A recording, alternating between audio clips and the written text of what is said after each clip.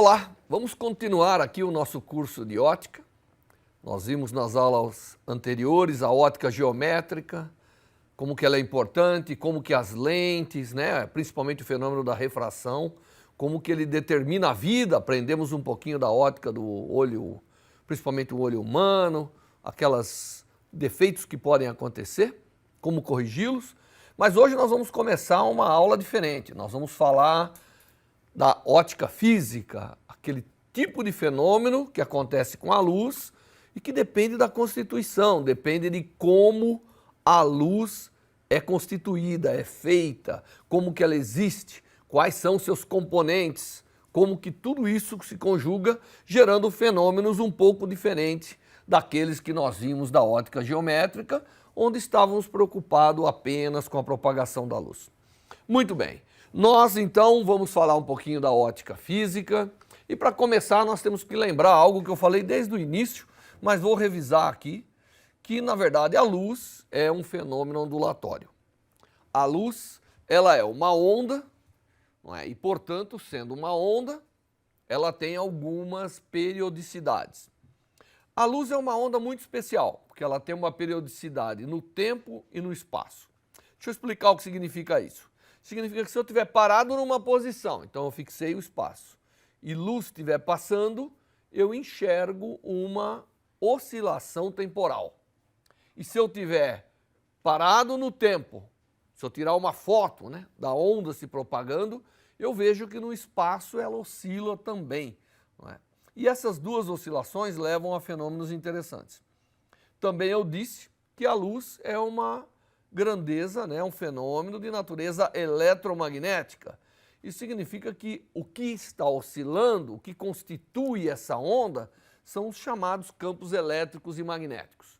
Tá certo? E nós vimos no início que, na verdade, que se eu conseguisse seguir uma onda de luz, eu viria um campo elétrico que sobe e desce, né, que oscila, ele tem uma amplitude, aí ele diminui, vira de sentido e volta a crescer naquele sentido, inverte novamente, produzindo essa oscilação aqui no espaço, mas poderia ser também no tempo. Mas não é só o campo elétrico que está presente. Junto existe perpendicularmente um campo magnético. E é esse campo magnético e elétrico que oscilando, né, em conjunção dá origem à propagação da luz.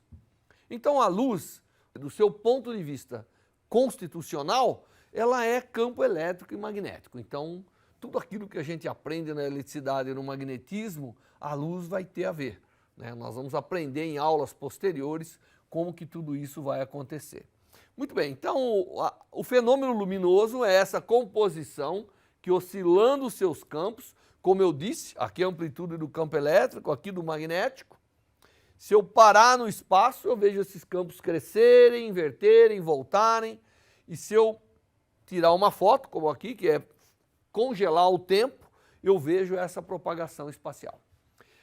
Entender essa natureza composicional da luz, que nós chamamos de radiação eletromagnética, é essencial para os fenômenos que nós vamos ver, não é? Nós vamos ver fenômenos que envolvem só a luz, que são os fenômenos de interferência e difração, e depois vamos ver os fenômenos que acontecem quando ela encontra a matéria, que são os fenômenos de absorção, espalhamento e assim por diante. Muito bem, então, uma primeira coisa quando a gente fala dessas oscilações eletromagnéticas é qual é a amplitude desses campos, não é?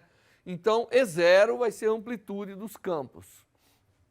E mais do que isso, como a gente aprende lá na eletricidade e no magnetismo, quando eu tenho campos elétricos e magnéticos numa região do espaço, eu tenho uma quantidade de energia.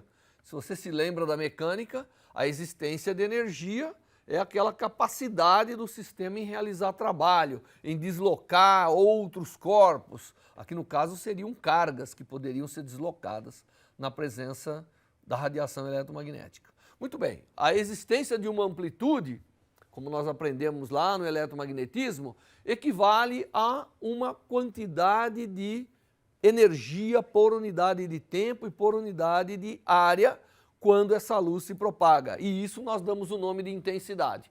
Então o que é a intensidade da luz? Intensidade da luz é a quantidade de energia que a luz pode conduzir por unidade de área, por unidade de tempo. Claro, uma luz que fica ligada há muito tempo, não é isso? Transferiu muita energia, porque ela, se tiver uma certa intensidade, cada unidade de tempo que passa é uma quantidade de energia que foi. Então isso é o que nós chamamos de intensidade, e é um conceito que nós temos que manter, porque ele depende da amplitude do campo ao quadrado. Eu não vou deduzir essas relações, mas isso tudo aprende-se no eletromagnetismo, né? A densidade de energia e o chamado fluxo de energia. Na verdade, essa composição de campos elétricos e magnéticos pode ser muito bem representada, porque, como você viu, o campo elétrico e magnético tem uma direção, tem um sentido. Então, é uma grandeza vetorial. Se é uma grandeza vetorial e a energia também migra numa direção específica, né? Porque a luz caminha para uma direção específica, normalmente. Então, é possível no eletromagnetismo nós quantificarmos o fluxo de energia, que novamente é a quantidade de energia por unidade de tempo, por unidade de área, que está caminhando, que está sendo transferido pela luz, através de um vetor que é chamado vetor de Point, e é dado pelo produto vetorial entre o campo elétrico e o magnético. Você aprendeu lá no curso de matemática que o produto vetorial é um produto entre dois vetores que resulta também numa grandeza vetorial. Eu queria lembrar que essa fórmula é muito importante para a gente, ela advém dessa, nós não vamos fazer toda a álgebra, mas a intensidade de luz, quanto de energia por unidade de tempo e por unidade de área eu tenho, depende essencialmente da amplitude do campo elétrico. Então nós podemos fazer toda essa conta e chegar nessa expressão, mas depende também dessas constantes, que é a permissividade magnética e a velocidade da luz. Tá? Então essa grandeza representa para a gente a quantidade de energia por unidade de área e por unidade de tempo que a luz é capaz de conduzir. Só que energia por tempo é o que nós chamamos de potência, são os watts, né? Então, nós costumamos dizer que o fluxo de energia é quanto de potência por unidade de área uma determinada fonte de luz é capaz de transmitir. Só para lembrá-los, energia é dada em joules, né? O tempo aqui para nós no Sistema Internacional de Unidades vai ser dado em segundos, portanto a potência é dado em watts. E a intensidade acaba sendo a potência por unidade de área, tá certo? Porque energia por tempo é potência, portanto potência por unidade de área me dá a intensidade da luz. Então intensidade é uma grandeza que vai quantificar quanto de energia a radiação eletromagnética, que no caso a luz é visível, que a gente vai lidar muito, mas serve para qualquer radiação eletromagnética, como nós explicamos lá no começo, do raio-x às ondas de rádio, tudo isso vale a mesma álgebra, a mesma definição. Então a intensidade de uma radiação eletromagnética é quanto de potência, que já é energia por unidade de tempo, por unidade de área, esse sistema está transmitindo. Só para fixar o conceito, deixa eu mostrar para vocês uma coisa. A unidade de campo elétrico é volts por metro. Essa é a unidade de campo elétrico, tá certo? Então eu vou calcular agora, vamos imaginar que nós temos uma lâmpada de 1000 watts, lâmpada de 1 kW. São essas lâmpadas comuns que a gente tem no poste da rua, ou às vezes numa sala um pouco maior, né? Normalmente a gente põe lâmpadas de 100 watts, mas quando é um ambiente muito grande, coloca uma lâmpada de 1000 watts. E eu quero saber o seguinte, a 1 metro de distância, qual seria a amplitude desse campo elétrico? Só para você ter uma ideia de grandeza do que nós estamos falando. Então nós vamos imaginar aqui a lâmpada e eu vou olhar a 1 metro. Todo mundo sabe que uma lâmpada, ela emite, né, radiação eletromagnética, portanto luz, para todas as direções. Então nós vamos imaginar como se fosse uma esfera ao redor da lâmpada. Ela está emitindo 1000 watts. Significa que em cada segundo ela emite 1000 joules de energia. E a 1 metro nós podemos calcular facilmente, só para lembrar como é a intensidade, mas a potência que ela emite, né, se eu for a 1 metro de distância, tá certo? Essa potência deverá ser o quanto é a minha intensidade, aqui está como S está errado, tem que ser um I, vezes 4πr², que é a área dessa esfera toda. Muito bem, nós falamos que nós temos 1000 watts, aqui é 1 metro, e eu então coloquei na fórmula de intensidade, aqui no lugar do S, que é o vetor de Poynting, por isso que foi confundido. I e S, na verdade, são praticamente a mesma grandeza. E dessa relação agora, sabendo as constantes magnéticas do vácuo, né, vamos imaginar que tenhamos vácuo e a velocidade da luz no vácuo, né, essa constante magnética, ela tem as unidades de Weber por ampere por metro, tá certo? Nós podemos calcular qual é a amplitude do campo elétrico. E, interessantemente, dá 240 volts por metro. Parece um campo bastante intenso, e é. Não é? A luz, quando você liga uma lâmpada de 1 kW, de 1000 watts, a 1 metro, o campo elétrico tem uma amplitude de 240 volts por metro. Essa é uma amplitude relativamente grande e, portanto, pode ter efeitos interessantes sobre a matéria. Então, isso só para mostrar para vocês como que é que nós podemos fazer essa álgebra com a intensidade. A radiação transmite energia, mas ela também transmite momento.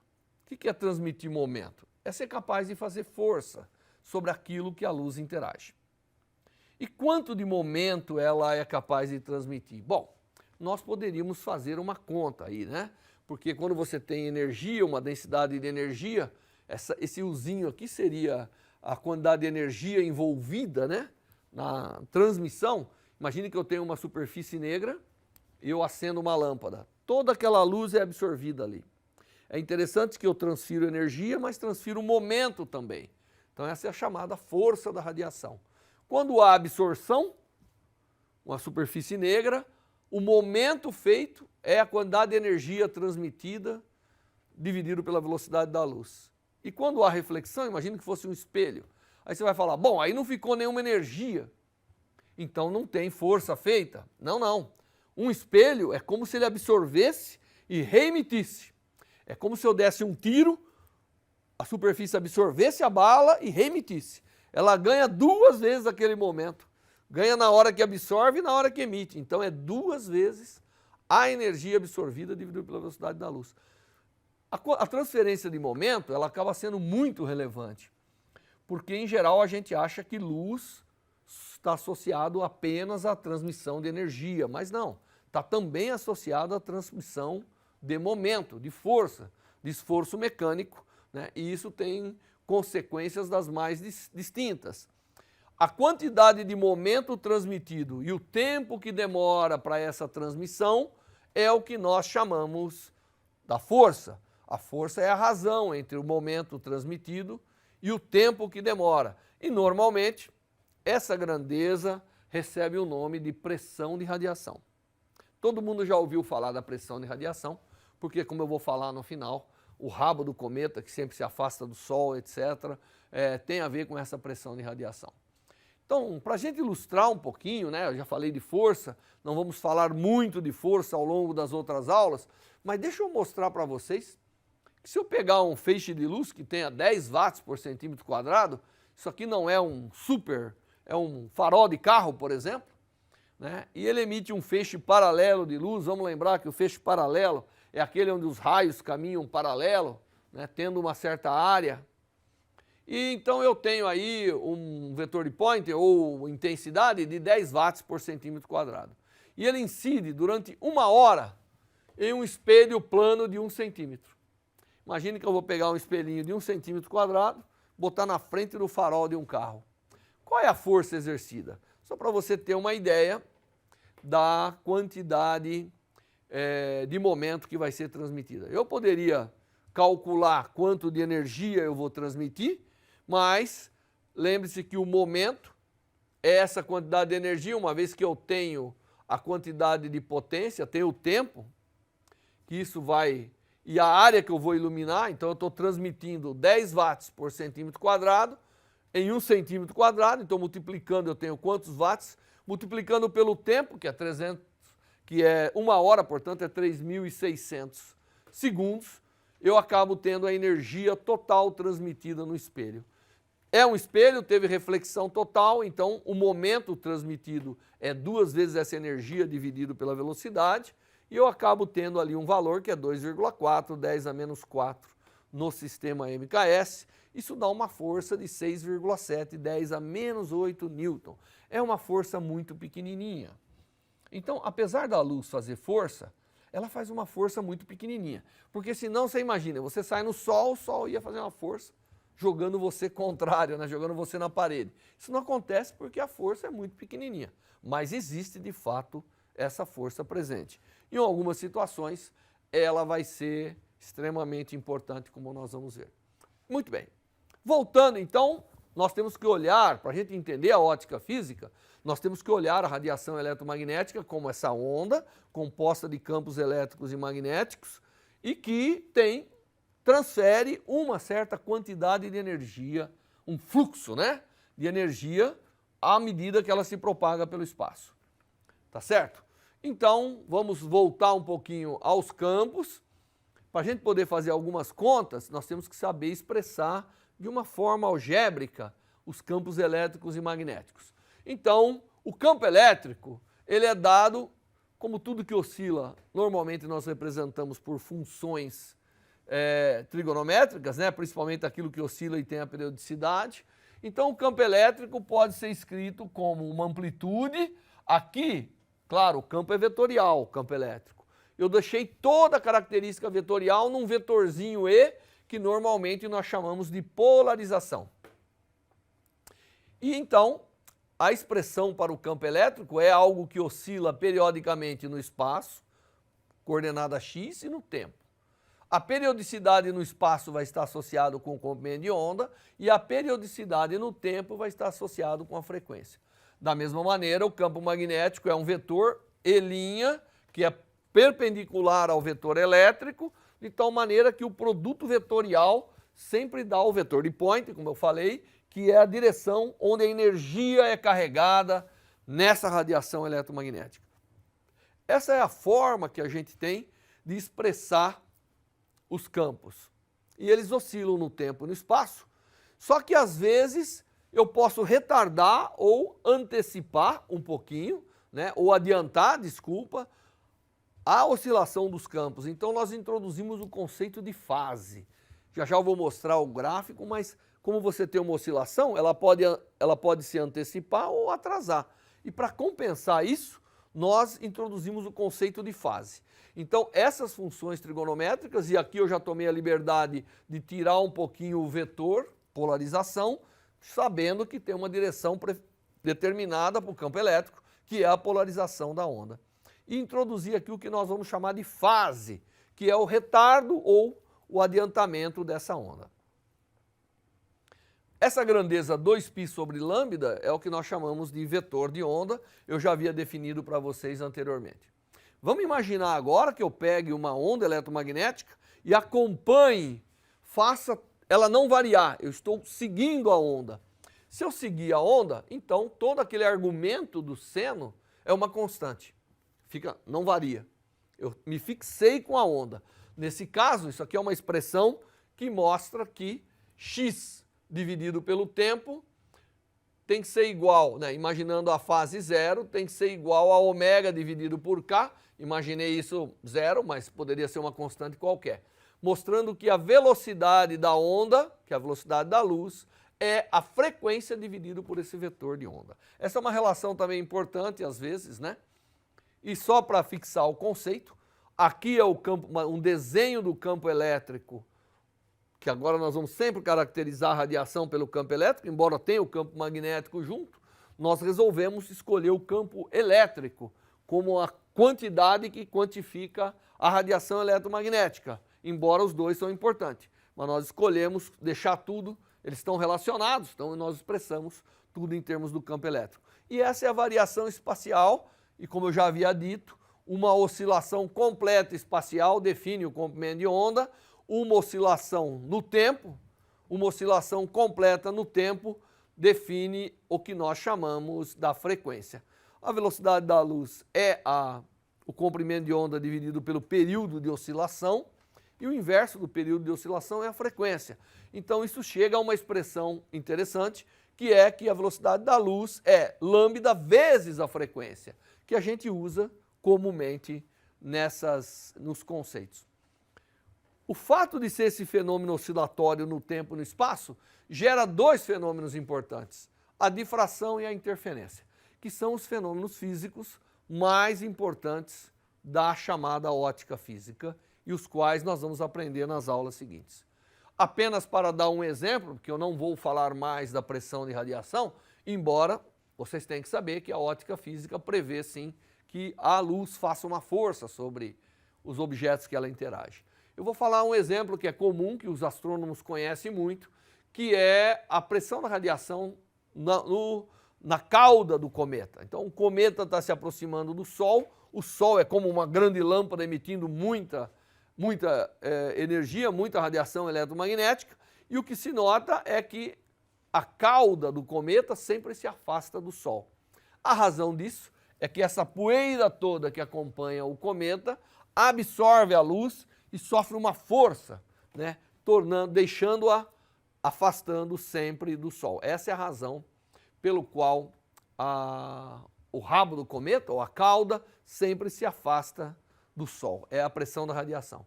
Uma outra aplicação interessante é quando eu tenho átomos, nós vamos aprender mais tarde, eu jogo luz sobre eles, isso vai ser uma das essências do nosso curso, entender como que acontece, como a gente enxerga a natureza ao nosso redor.